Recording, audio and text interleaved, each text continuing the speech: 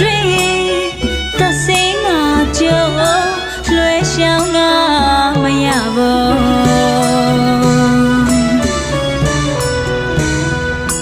မြတ်တာဆိုတဲ့တရားကကြီးမားတာအမှန်ရော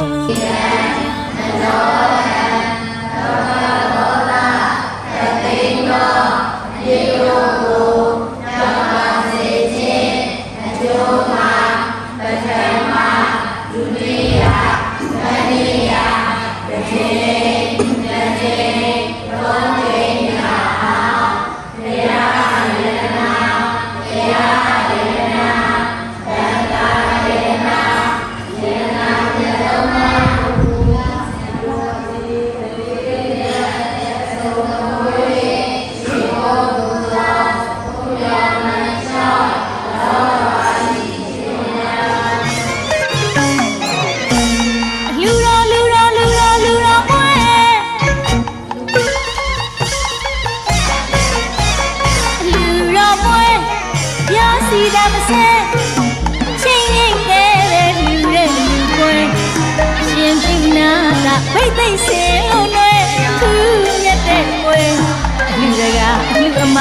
သူရှင်လွယ်ရာရှင်မဆဲသူတို့ယူတဲ့ကွယ်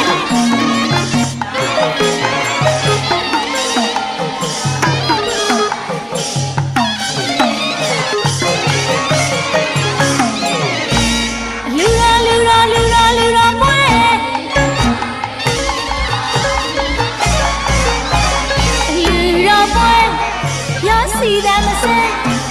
ချင်းရင်တဲ့သူရဲ့ဒီလိုပါလို့ဒီရာမှုရှိတော့ငါတော့သူလက်တို့ဘဝရှင်မြတ်တို့ရဲ့ဘဝဒီတရားများကိုဆရာလေးများကိုတရားကိုနှလုံးစာပေါ်တော့အစုံနဲ့လူဝဲဝိတုသူတို့နိဗ္ဗာန်ဒီမှာဘန္ကြဘာကုန်ဤသူရှင်မြတ်နိဗ္ဗာန်ရပြီတော့အတွင်း၌ပညာရှိသူတော်ကောင်းတို့ကိုဝိစိကရဘုန်းကြီးဖြစ်၍